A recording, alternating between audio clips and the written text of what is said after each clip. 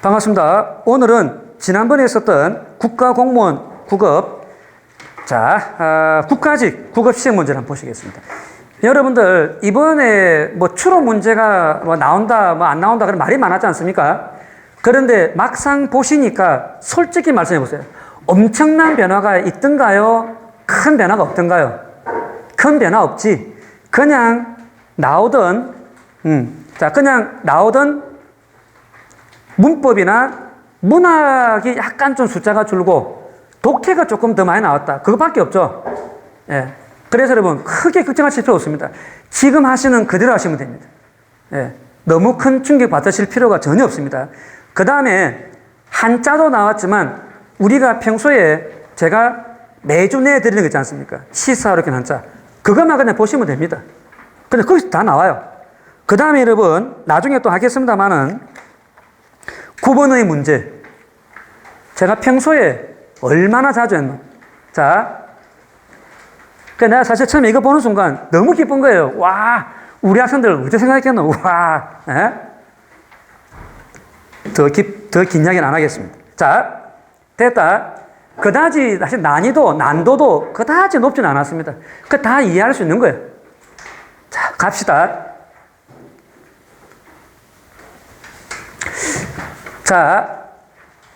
1번.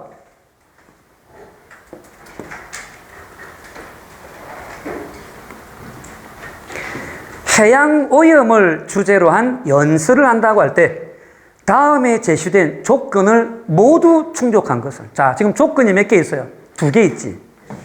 이게 첫 번째 조건이고 이게 두 번째 조건인데 여기에 보면 생활 속 실천 방법이 됐습니다. 그러면 이거는 내용이에요. 그런데 두 번째 보면 서리적 표현, 비적 표현, 이거는 표현입니다. 내용과 표현 중에서 우리 눈에 확 들어오는 게 뭐예요? 그냥 봤을 때 눈에 확 들어오는 게 표현입니다. 그래서 우리는 내용을 먼저 볼 것이 아니라 표현을 먼저 봐야 됩니다. 그러면 첫 번째 보시면 서리적 표현 나오지. 이거 무슨 법을 말하는 거예요? 서리법이에요. 그 다음에 비유적 표현하면 가장 기본적인 게 지규, 언유, 어인, 요 세 개입니다. 그 다음에 굳이 하나 더 넣으면 어인법과 좀 헷갈리는 화류법이 있습니다. 그런데 요 어인법과 화류법은 구별 자체가 쉽지 않기 때문에 저거 2개 가지고 맞네 틀렸네 그런 거는 시험 낼 수가 없습니다. 저거 내면 골치 아파지거든요. 먼저 서리법이기 때문에 무조건 일단 질문이 나와야죠. 그러면 질문 있는 건 뭐예요? 질문 있는 게 3번. 그 다음에 또 뭐 있노? 4번이 있습니다. 그러면 나머지는 질문이 없어. 그럼 이 둘 중에 답이 있습니다. 그 다음에 지규, 언유, 어인. 그 다음에 생활 속 실천 방안. 그러면 3번부터 한번 따져봅시다. 아주 상세하게 합시다.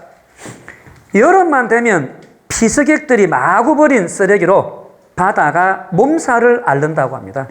여러분, 바다가 몸살을 앓는다. 어인법에도 되죠.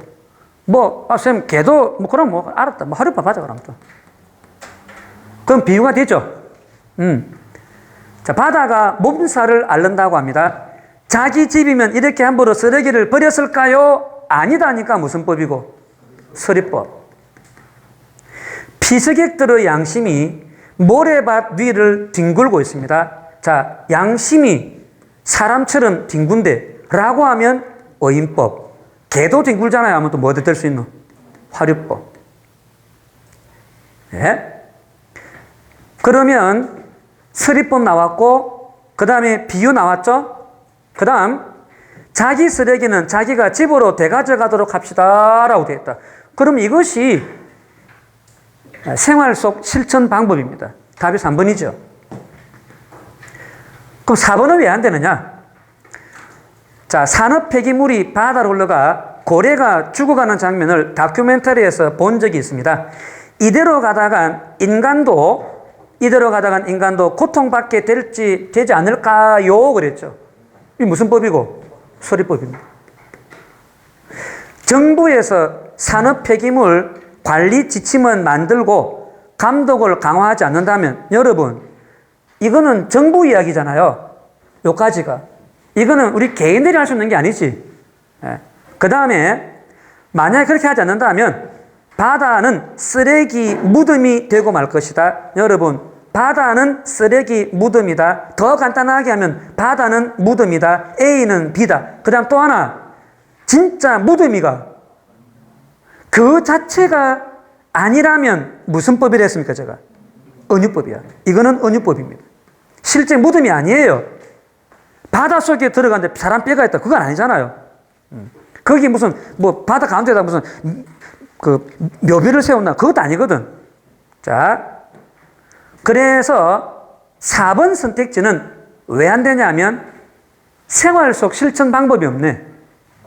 자, 그러면 이제 나머지 한번 보겠습니다. 바다는 쓰레기 없는 푸른 날을 꿈꾸고 있습니다. 바다가 꿈을 꾼대. 어인법. 개도 꿈꾸자. 좋다면, 그러면 또 하루부터 될 수 있습니다. 자, 그 다음에 미세 플라스틱은 바다를 서서히 죽이는 보이지 않는 독입니다. 여러분, 간단하게 줄이면 미세 플라스틱은 독입니다. A는 B입니다. 독 자체가 아니지. 마시는 독 아니잖아요. 무슨 법? 은유법. 우리의 관심만이 바다를 다시 살릴 수 있을 것입니다. 요거는 생활 속 실천 방안 참 애매합니다. 요거는 생활 속 실천 방법으로 보기는 좀 애매합니다. 요건 안 되겠네. 자, 그거 없고, 그 다음에 뭐도 없노? 서리적도 없습니다. 자, 그 다음에 2번. 우리가 버린 쓰레기는 바다로 흘러갔다가 해양생물의 몸에 축적되어 해산물을 섭취하면 결국 다시 우리에게 돌아오게 됩니다. 분리수거를 철저히 하고 일회용품을 줄이는 것. 이게 뭔데? 생활 속 실천 방안이죠. 바다도 살리고 우리 자신도 살리는 길입니다. 여러분, 굳이 억지로 하면 바다도 살린다, 죽은 바다를 살린다니까 어인법이나 화류법으로 볼 수도 있을 것 같습니다. 그렇게 억지로 하면. 그런데 뭐가 없노? 서리법이 없습니다. 자, 그래서 답이 3번입니다. 자, 다음 넘어갈게요.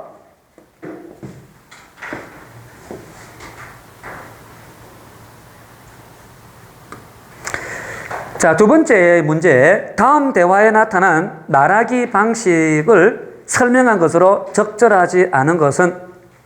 자, 백 팀장, 여기 지금 백 팀장, 고대리, 임대리 나왔다. 백 팀장부터 볼까? 이번 워크숍 알아두세요. 여러분, 워크숍은 어디에서 해야 되노? 커피숍에서 한다. 이렇게 외우세요. 커피숍에서 워크숍을 합니다. 그래서 숍이다. 외우기 쉽죠? 이렇게 외우니까. 자, 이번 워크숍 장면을 사내 게시판에 올리는 게 좋겠어요. 워크숍 내용을 공유하면 좋을 것 같아서요. 자, 1번. 백 팀장은 팀원들에 대한 유대감을 드러내는 표현을 사용하여 자신의 바람을 전달하고 있다. 있나? 우리 이런 거 없지? 1번입니다. 그 다음에 고대리가 전 반대합니다 라고 딱 잘라서 말했다. 사내 게시판에 영상을 공개하는 것은 부담스러워요. 타 부서와 비교될 것 같기도 하고요. 그래서 2번. 고대리는 백 팀장의 제안에 반대했죠. 그 이유를 분명히 말했습니다. 명시적으로. 암시가 아니고 명시지. 부담스럽다. 비교된다. 그래서 명시적으로 밝히며 백 팀장의 요청을 거절하고 있다. 여러분, 있다 뭐고? 진행. 그 다음에 임대리. 저도 팀장님 말씀대로 정보를 공유한다는 취지는 좋다고 생각해요. 일단 긍정해죠. 일단 긍정하죠.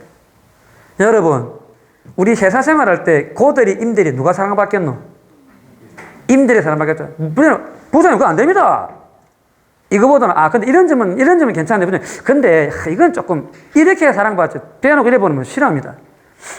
자, 그런데 회사 생활 해보면 이것도 안 된다, 보통. 반대하면 뭐라는 힘들어야지 막 그럽니다. 힘들다. 자, 전 반대합니다. 여기 있네. 저도 팀장님 말씀대로 정보를 공유한다는 취지는 좋다고 생각해요. 다만 뭔가 있다. 다른 팀원들의 동의도 구해야 할 것 같고 여러 면에서 우려되긴 하네요. 동의도 구해야 되고 우려되고 팀원들 의견을 먼저 들어보고 잘된 것만 시범적으로 한두 개 올리는 것이 어떨까요? 자, 그러면 임대리 발언 초반에 백 팀장의 발언의 취지에 공감했지? 아유, 예. 맞습니다. 백 팀장의 체면을 세워줍니다. 그 다음에 임대리는 대화 참여자의 의견을 묻는 의무문. 여기 대화 참여자니까 어떨까요? 그랬으니까 특히 이제 뭐 고대리보다는 백 팀장의 의견을 묻는 것이겠죠. 대화 참여자의 의견을 묻는 의무문을 사용했다. 맞고 자신의 의견을 이랍시다 저랍시다가 아니고 간접적으로 드러내고 있죠. 자, 1번이 답이었습니다. 자, 그 다음에